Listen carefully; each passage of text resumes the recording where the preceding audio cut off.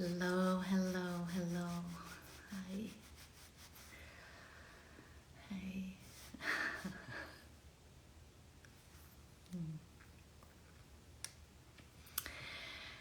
I I'm going to speak with Annemiek today, and I'm just going to wait a little bit for her to come on. We're going to speak about boundaries.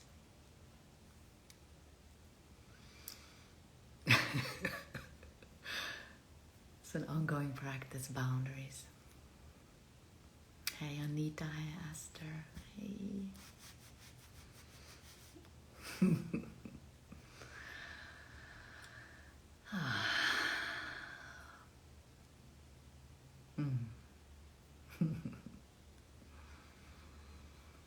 So, Annemiek, if you're on, you just request to come on and I will admit you. Welcome, everybody. We're going to speak about boundaries today. Boundaries, boundaries, boundaries.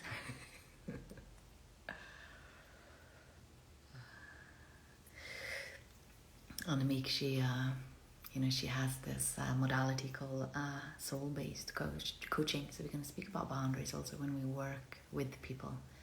But I also would like to explore just boundaries in terms of our spiritual path. So let's see where the dialogue goes.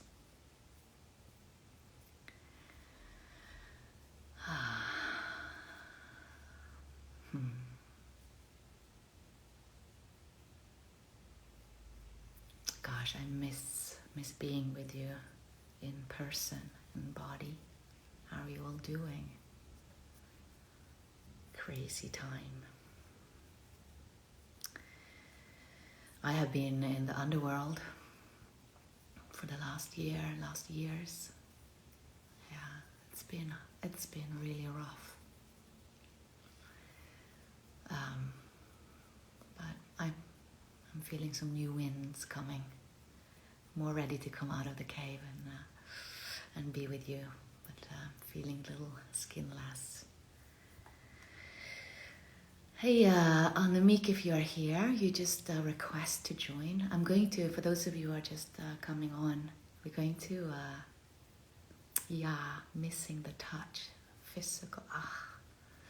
We actually had a women's temple here for the first time last month. And it was the most ecstatic and cathartic. I was crying, sobbing the whole time, just by the beauty and the pain of it all. Hey, Annemiek, if you're here, just request to join, and then I will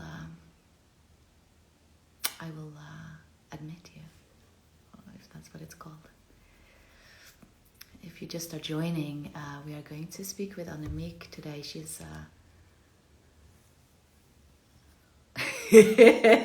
Annemiek, she's the founder of Soul-Based Coaching. So we're going to speak about boundaries in our spiritual path, but also boundaries when it comes to working with people. So if you are holding space for people, like we are, all of us, in one way or the other. But we're going to speak about it also in a professional way. Yes, Esther, our Sanskrit nerd talks. I miss it too. I miss it too. Yeah. Boundaries. Can't see Annemiek yet. Annemiek, if you request to join, I can,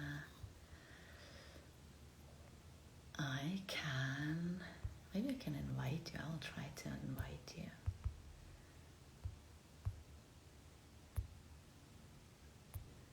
Okay, I invited. See if you can get in this way.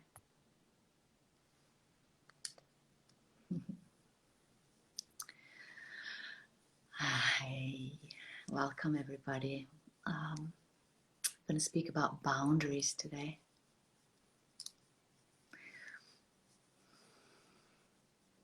You know, boundaries are, it is an area that many of us get foggy, isn't it? Thank you.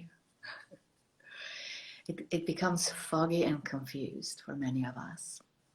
I personally, I have this constitution where I easily merge into other people, which actually is a gift when it comes to working with people, because I can easily feel, it's like a strong empathy gene going on, mirror gene. So I can easily, feel what's going on with people. But it requires a lot of practice, because the shadow side of that gift is that first of all, I can leave my own center, and leaving my own center, who has responsibility for me? Yeah, there's a kind of a regressed part that expect someone else to take care of me. So it is a yoga to become clear about boundaries. And in our spiritual path, our spiritual path, is I'm speaking from the goddess path, the goddess devotee perspective. Our path is to merge, it's to merge, it's to wake up from the trance of separation and merge to, merge with the totality of Goddess.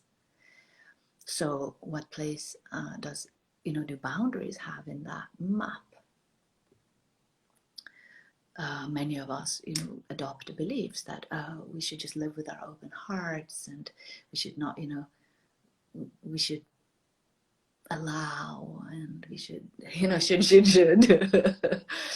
And it become muddy, it become foggy, and we begin to have that realization that lack of boundaries is actually not creating union.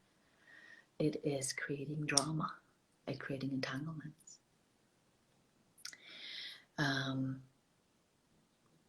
Gonna check again if little Dominique, not Dominique, oh, we missed Dominique. Dominique is in Mama Land. She's waiting for her baby. Okay, inviting you now, Annemiek. Annemiek is who we are waiting for. She's the founder of Soul-Based Coaching. So we're going to speak about boundaries in terms of holding space for people. To have empathy and feel into people is a great gift, but it also has a shadow side, where we get enmeshed. And one of the ways we get enmeshed when working with people is that we, in merging with our, the person you're holding space for, we can easily end up with an expectation that they have to live up to our expectations of how they should transform. Hey, gosh, it's so, it warms my heart to be with you. All right, so Annemiek, if you're unable to join, try this. Try to go and upgrade. You make sure that your Instagram app has the latest version. Just try that, and then we can see if you can join. We have experienced that before.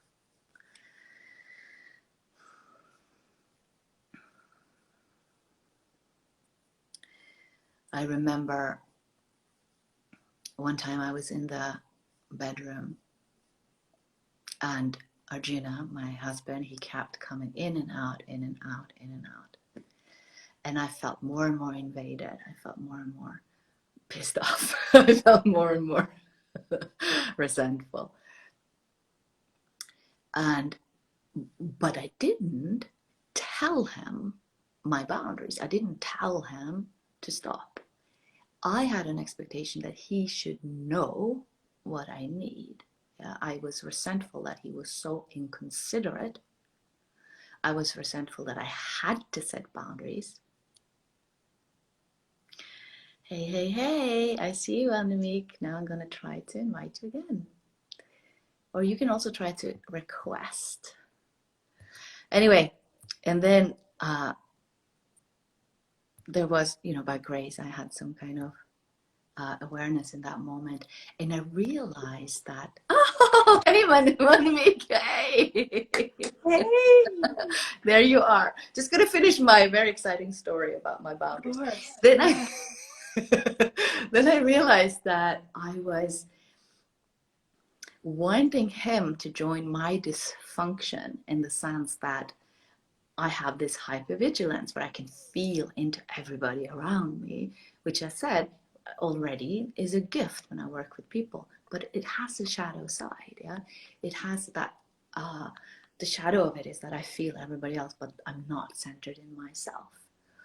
And for some, from early on, I associate that with care and love. But as I said, that kind of enmeshment creates drama. It doesn't create love. Yeah. And in that moment, I was practicing. I said, okay, I can actually put a note on the door and says, I do not want to be disturbed. The moment I did it, he respected that. He had no problem. He had a clear, request that he could meet. But before I was just vibing, I was like, vibing that he should understand. And in that moment, I realized, you see how evolved I am in relationship. Intimate relationship brings us into the most regressed place. But then I realized that, for two people to actually express their needs and their requests and their boundaries, that's the foundation for healthy relationship. Not this kind of I feel you and you feel me and you're completely enmeshed and nobody's home in ourselves. Yeah. So anyway, hey. Hi! I'm so happy to have found you. Hey, love. Hi. It's so good that we managed to do this. Hey, so I have been sharing with people that you were on your way. Annemiek is the founder of Soul-Based Coaching, which is really, she brings a modality and perspective into the coaching world that many of us, and many coaches are looking for, where there is that combination of a practical support to move towards our heart's desires, and to actually, to go through that yoga of manifesting in the world, but without leaving our roots in the creative source that moves all things. Yeah, so we have those resources with us. So yeah, I'm super excited about your work, Annemiek. And today we're going to speak about boundaries. I have already shared some embarrassing parts of my journey with boundaries. And I hope that we can speak, we will speak about how it is in a professional setting, just when you are holding space for people. And also, I would love to also reflect out loud, from the perspective of the spiritual path to union, where boundaries belong, in that map that we are practicing in. So what is most alive for you around boundaries? What obstacles and opportunities do you see in this exploration? So welcome everybody. We speak about boundaries today. Yeah, welcome. I'm so happy to be here, Shamli. I think there's just I think the thing that is most alive for me around boundaries these days, I very much recognize the story that I fell into as you were sharing. I was like, oh yes, I had that in like with my first husband. There was that like, oh, like always getting entangled together with and thinking it was like really high care that we had, and it was good that we had all these this sensitivity, and like, oh gosh, the drama that unfolded was amazing. And I'm so happy that I don't have to do that anymore. But I think that the thing that catches my attention most these days is that actually, in like personal development, boundaries are the, like, yes, you have to have these because otherwise, you create drama for sure. But there's like an added layer to that, and that is that when we create spaces that are very intentional with very solid boundaries around them, that is the birthplace for magic to happen. And I know you know this, when you do ceremony or when you do ritual, it's like things can start to move and happen that are outside of our mind's control, because we tap into that much deeper layer of the mystery. And it's possible because of the boundaries that are in place. And that's what makes it super exciting to me, when we can start to play with boundaries in that way. Because yes, we need them, like on a personal level, you need boundaries. On a professional level, of course, you need boundaries as well. But there is like an extra level where it gets to be super, super, super juicy and exciting. It's beautiful. It reminds me of this aspect in the yogic path when we speak about discernment, and in terms of, that if you take a handful of dirt from the garden, in the garden, the dirt is benefit. Within the boundary of the garden, the dirt is food and nourishment and magic. Yeah, it grows life. And then if you put that same handful inside your living room on the floor, it's dirt. Yeah, it isn't. It has a different function or different experience of it. And the difference is just the boundaries. Yeah, so that's what it reminds me when we create boundaries in ritual, for example, that with the actions we do within the ritual now has a different meaning. Yeah, we can, if you light a candle to see something, in the closet, has a different meaning than if you light a candle in a ritual. Yeah, it's beautiful. Yeah.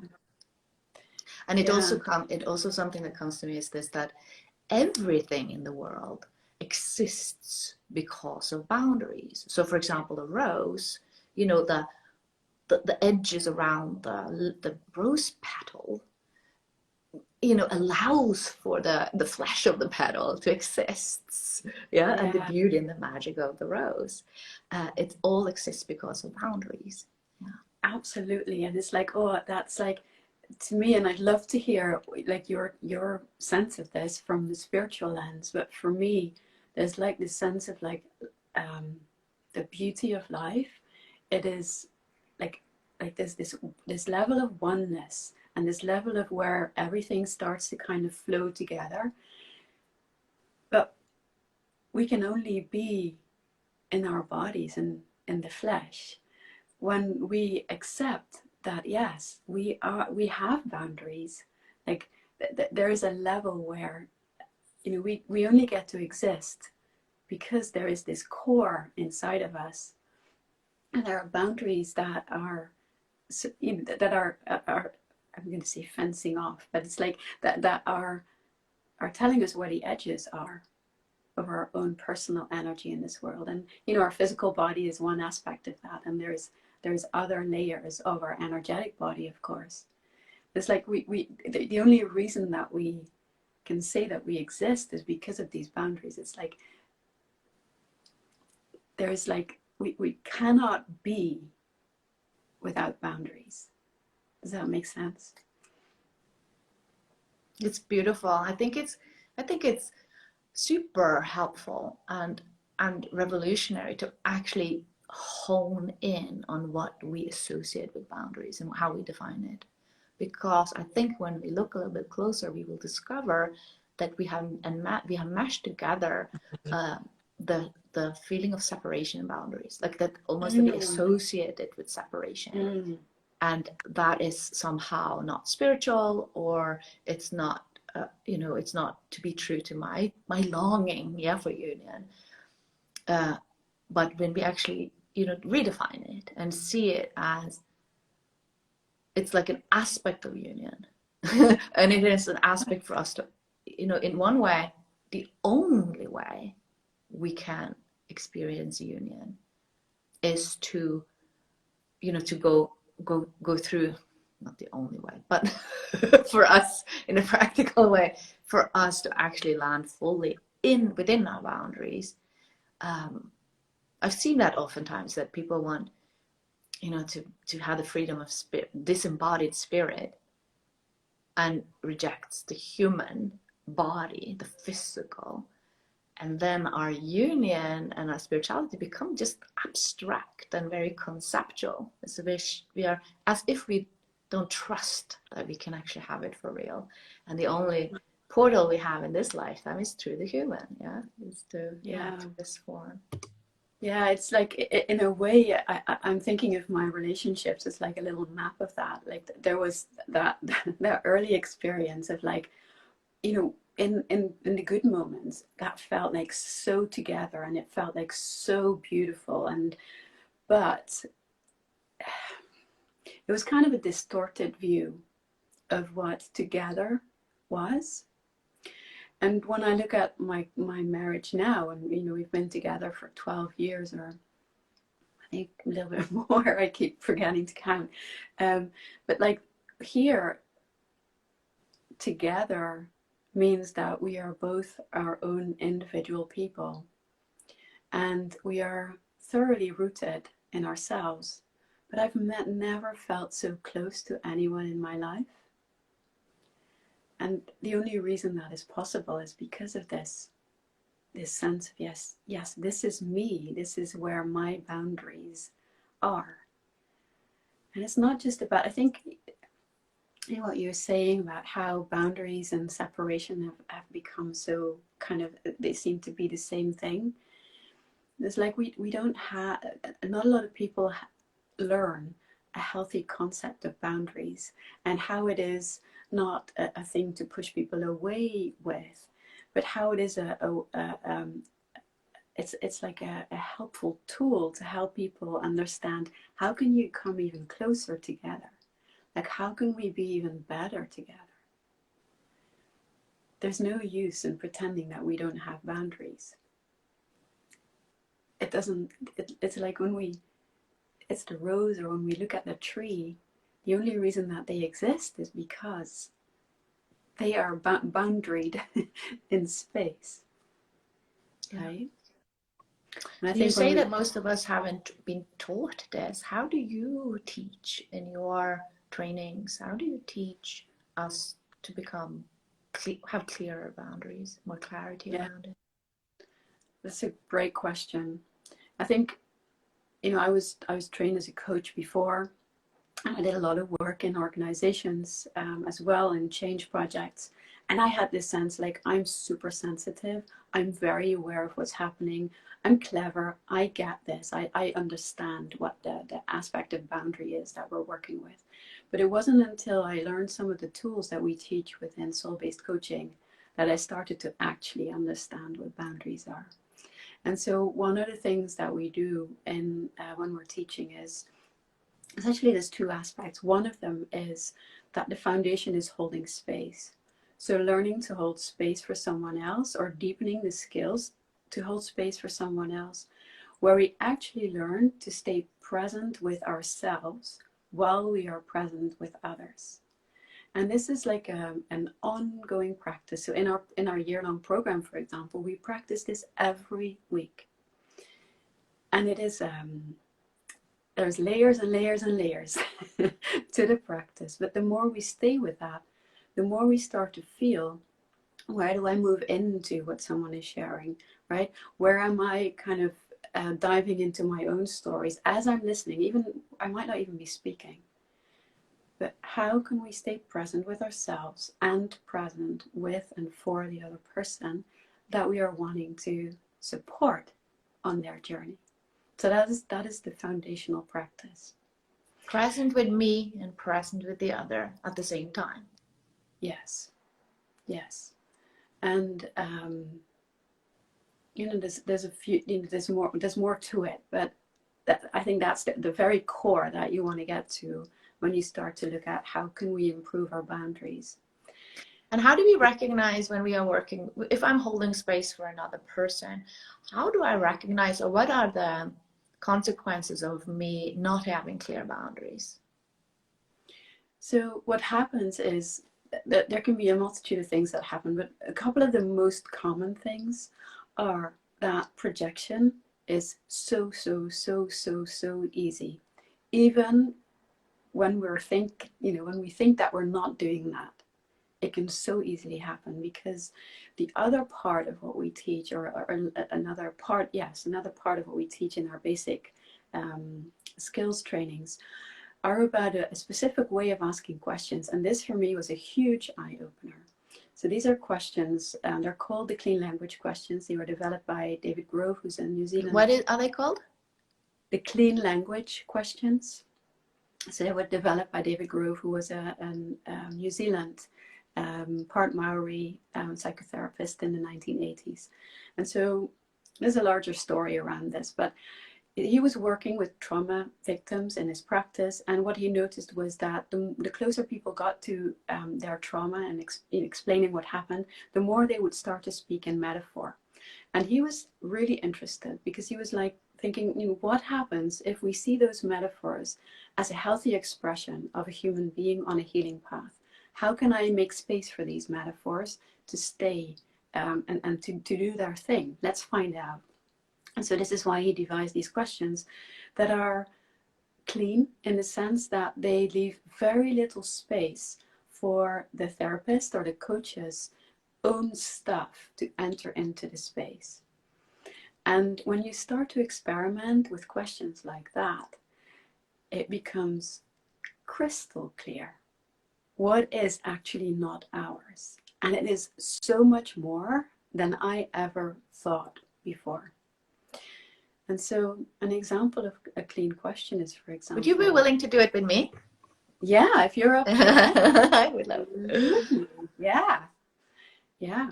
So one of the ways that we would start is to ask, and what would you like to have happen when it comes to boundaries, for example? As we're talking about the topic, we might as well put in some layers. Or we could do, when your boundaries feel exactly as you would like them to feel, they're like what?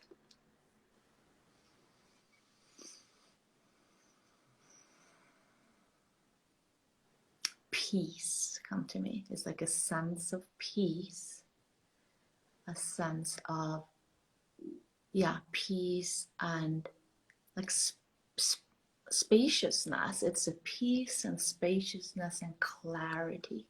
That's how it feels like. Yeah, and a sense of peace, spaciousness, and clarity. Like my body can relax. It's almost like what I would love boundaries. I would like clear enough boundaries for me to be open. Yeah, it's almost like a paradox, but that's how it feels like.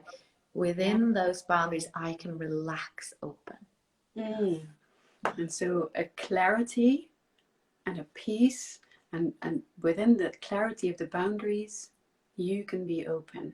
And when there is that clarity of that boundary for you, what kind of clarity is that?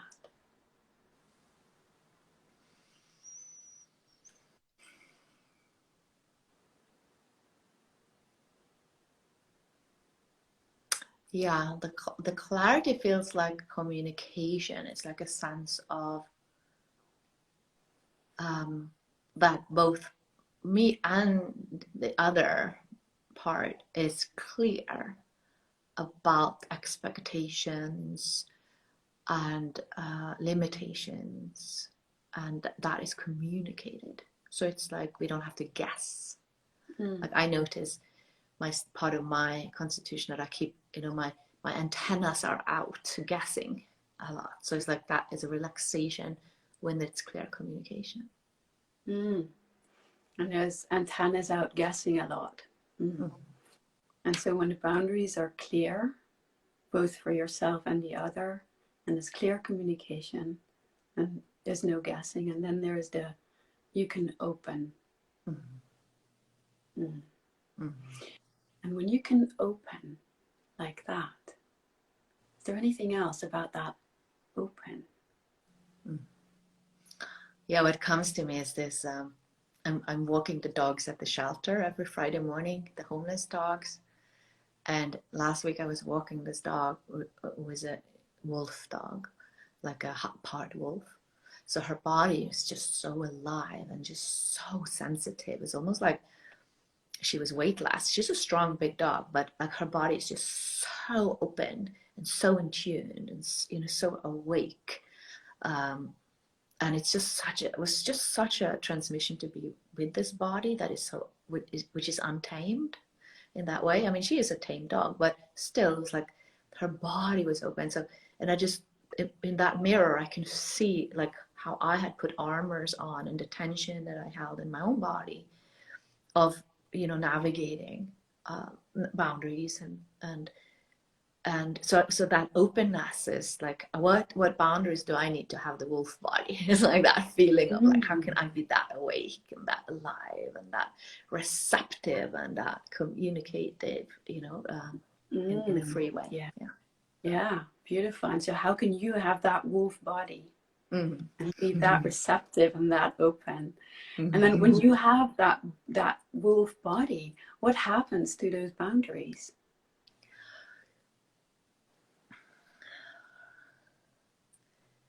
There's just a feeling of a lot of space, and there's a responsiveness, I feel, that is not, so it's a lot of my energy that is not caught up in the reactivity when boundaries are not clear, yeah, or that expectation or the guessing, or so it's more like, I'm in myself and responsive to my surroundings. And then you're in yourself and responsive. And then there's this wolf body. And there's this open and relaxed. And what happens to these antennae when there's this wolf body? Yeah, it's actually interesting because the antennas, you know, it's almost like similar, but the antennas are like it's almost like the shadow side of, you know, because it is a sensitivity, like a hypervigilance that I can sense what's going on in other people. But it is arising out of a not feeling safe, yeah, or if, it's arising out of not having that openness, or that where I can relax fully into the gift. It's almost like it's two parts of the same coin. So it's like, it's more like a joyous, nourishing antennas, yeah, or aliveness, and it is not requiring me to leaving myself. Not requiring you to leave yourself. And so you would like to have these clear boundaries where there is communication and the antennas don't have to work so hard. And there's this wolf body. And then you can relax and open. And then there's a responsiveness and an aliveness. Beautiful. So this is a tiny, tiny little bit of the work that we do, and this is just helping you kind of get. You tell me what your experience was, but like what we just started to do is just to help you get a taste of what this is like when it's exactly as you would like it to be. Yes. No, it's very beautiful, and it's like I can feel that clarity in that realm of empathy versus enmeshment, and like, you know, that's the part of me may associate setting more boundaries as giving up the empathy or giving up the sensitivity and kind of that receptivity, but it's the opposite. It's to deepen and own those gifts even more. Yeah, beautiful. And so, you know, when we take our work further forward, we would start to work with helping you embody that wolf body even more, so that you start to really have that experience as part of your, what's the word? Like the range of being, so that it becomes part of your system. And then we also start to look at, and so sometimes you might already have a sense of, yes, this is exactly what it's like for me, and I know I do this at times. And sometimes it's a way of being that is new for a client. And then we start to look at and say, what needs to happen to go from a place where it feels like antennas, for example, are very active, or there's armor around the body. Like, what needs to happen so that it can become that wolf body instead? And so that is the journey that we take people on in soul-based coaching. And so there's so many things at the same time, but we were starting with the type of questions that we're asking here. And so I just want to just quickly touch on that, is that when people are listening to this, it might sound like, oh, that's interesting, but I don't know exactly what's happening. But that's exactly the point, because we do not need to know. The only one who needs to know what's happening is you, right? That's the only thing that is relevant. And so as a coach, you learn, because I have all these ideas about boundaries, right? And how boundaries act in my life, and how all these maps that I've seen from other people, and the topic of boundaries comes up often in coaching, and there's like a million ways of doing boundaries. And they're not relevant. They're not relevant for my ability to help you do your boundaries in the best possible way. Yes, let's speak about the helper. Yes! Because I think many of us here are the helpers. We have so many good solutions. Yeah. Oh gosh, yes, absolutely. And this is where it starts to become really interesting, because it also, we have certain ideas about how we can help best, right? There's these ideas about, so what does it mean to be a coach, for example, right? Or what does it mean to be a healer?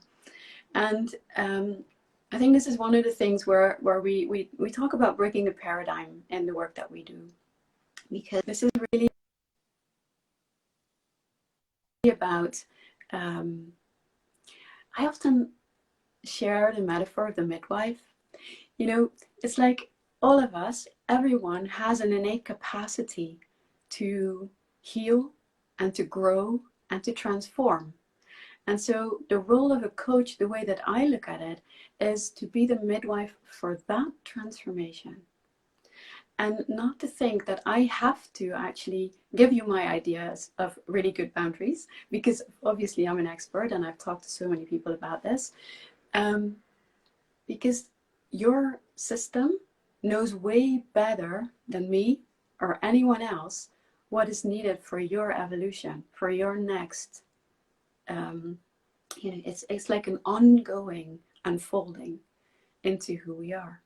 And so we can help your system know more about it, and make sure that we're not just talking to like the thoughts that have come up again and again and again. We all have these thought loops, right? Or not even the emotional patterns that are part of us, but there's a lot more treasure inside each one of us that we can help people tap into. And this is where we really start to tap into the soul knowing, into the deepest knowing that our system has. And this is where we communicate with the mystery, right? And it's like I could never have come up with a wolf body for you, and I see you, and I see the way that it's making you radiate,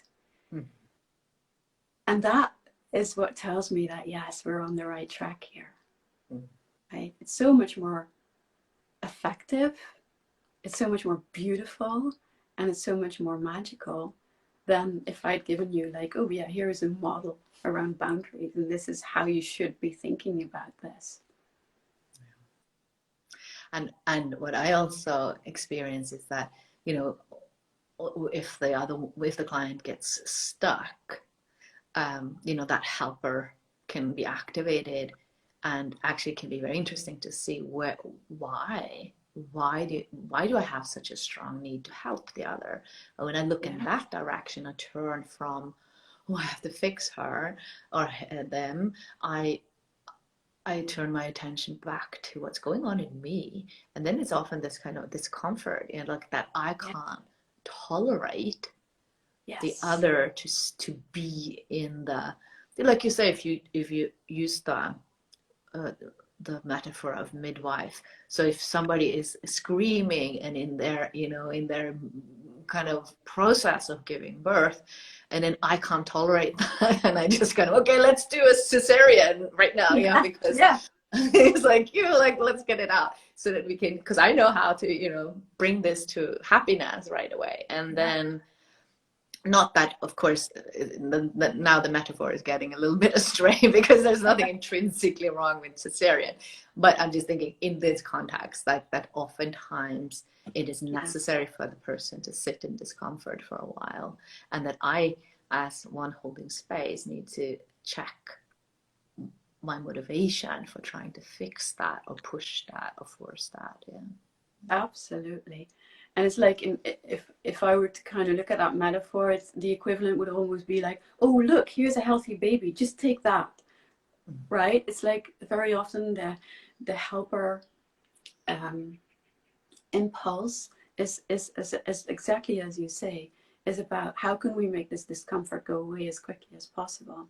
In me as a helper. Yes, exactly. Exactly. Because I cannot be with someone in that level of discomfort, right?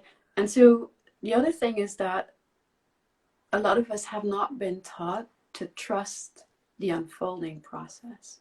Yeah. Right? And so when you start to go down this path, there is a lot that we can do to help people have like safe birthing processes, so to speak.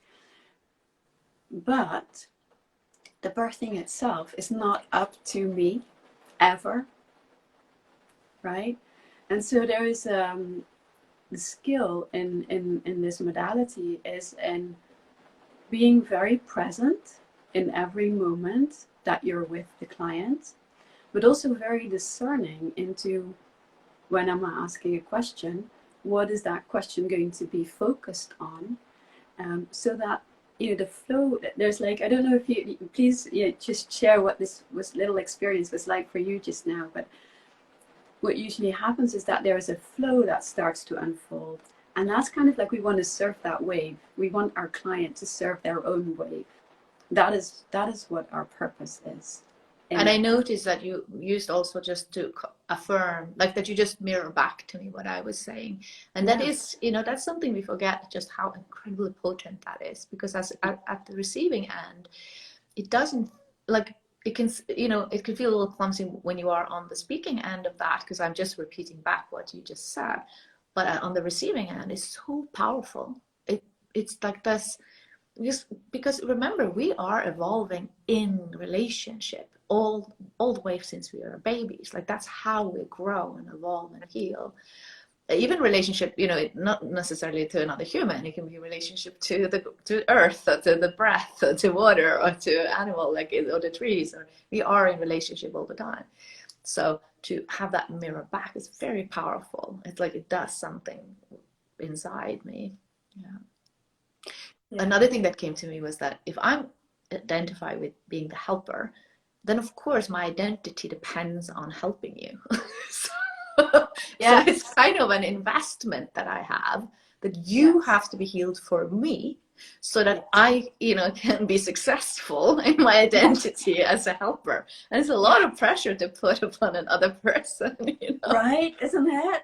And it's like, and we can look at it one step further, and it is like, as a helper, I need someone who's broken, right? Yeah. Yes. I need someone who's intrinsically broken, so that I get to fix them and feel okay about myself. Like, right? Like, in this field of like, yes, empowerment, and which is an interesting word, by the way, which I have all sorts of hang-ups about. But like, yes, we do not want to get in that space where we're like, oh yes, you're broken. Good. Now I can get to do my thing. Exactly. So one more thing that I want to touch upon before we complete is another area where we can get a little foggy around boundaries is, you are offering a coaching training, and coaching has that gift of not only you know, healing, or it's not only looking at our like doing our inner transformation, but it has to do with also bringing it into form in our lives, like, you know, to take steps towards manifesting our heart's desires. And oftentimes, you know, especially in our goddess path, many of us have overdosed on that kind of linear, goal-oriented thinking.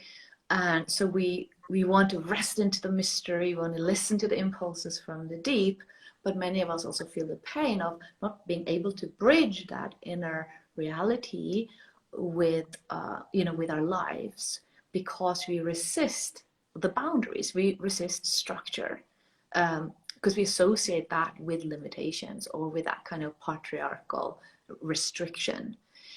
So again, like, is that to sift through and retrieve boundaries. Like the image that comes to me is the river. No, if it we want the river wants to flow towards the direction towards the ocean. It needs riverbanks in order to do that. If not, it would just kind of, you know, go very wide and shallow and eventually dry out. And that is something that many of us experience. Yeah, we have an impulse, we have an idea, we have an inspiration, and then we cheat ourselves by not putting boundaries and structures to it, so that we can actually move towards that, you know, to manifest that into our lives. And, you know, soul-based coaching is that, you know, that's the key that brings those together. So if you can share a little bit more for us to become more clear about that. Absolutely. It's like there's a couple of layers to it. One is that the way that I started to ask you some questions earlier, that is me bringing a lot of structure to support the flow in you, so that the flow in you can start to point the way, and it's actually setting the direction for the work. And so the work of the coach is to bring that structure, like in the moment, to really build a riverbed, so that that flow can continue and can start to move towards where the client wants to go. And that is very often a practical change that they want to see in their lives, right? And so the interesting thing is that we work in that field of self-generated metaphors, like the wolf that so beautifully showed itself to you. And the interesting thing is that these metaphors are like our primary sense-making layer in our systems. They're like the way that we look at reality without even knowing it. And so it's like when we work with these metaphors, they start to become something real in your system. And the more you put your attention there, you might find that that wolf is going to lead a life of its own. And it has things that it wants in relation to what you want in the world with your boundaries. And so the interesting thing is that once we start to work with those metaphors in relation to what it is that you want to see happen in your life, that your inner system is going to start reorganizing itself so that all is in alignment. Because when all is in alignment in our inner world, and taking action and putting these steps in place to actually achieve things that you want to achieve is the most logical thing that can happen. And so in this type of coaching, we do not do action plans and we do not do accountability in the old way, but we look at what is it that you want to see happen, for example, with boundaries. And how will you know you're doing that? What is the actual behavior? Like, what does that look like? And then we're going to help and have these metaphors do their thing, because they have medicine to share for sure. And then our clients find themselves just doing that thing that they wanted, without having to make themselves do anything, like without any forcing or striving or and when they don't find themselves doing these things yet, it means that there's something else that needs to be aligned. There's something there that is not pointing in the same direction. And again, that has medicine to share as well. So that needs to be seen, it needs to be acknowledged, and it needs to be integrated in a sense, like whatever the message is of that piece, it needs to be integrated into the system, including sometimes in re-evaluating, is that goal that I thought that I had, is that the right one for me? And so this is really it's a very it's a way of supporting the organic way in which people change. Beautiful. And And the what yeah, happens if the parts wants different things? then they have to have a conversation. It's just like in a family, right? It's like I don't. Oh, maybe you missed me there for a moment. But yeah, this is what happens in our family now. It's like, yes, my husband wants things, my daughter wants things, and I want things, and they're not always the same. What do? We share the same life together, right? So that's it. It's a conversation, but it's also a learning from each other. Like the parts need to learn from each other about why. Like it's like so often when it's like the biggest things holding people back, when we start to really look at these things, these parts of them, they are the ones that are so incredibly essential in keeping people safe. And so they have a really important function. It's just that the way they go about doing it is no longer aligned with where that person is in their lives in that moment. And so let's look at the keeping safe that does still need to happen. What shape or size does that need to have? What does that look like? And again, we do that in metaphor. It's like the wolf might, it has stuff to say. And not just that, it has stuff to show you. And sometimes it means for people that you get to be the wolf. Mm-hmm. Yeah.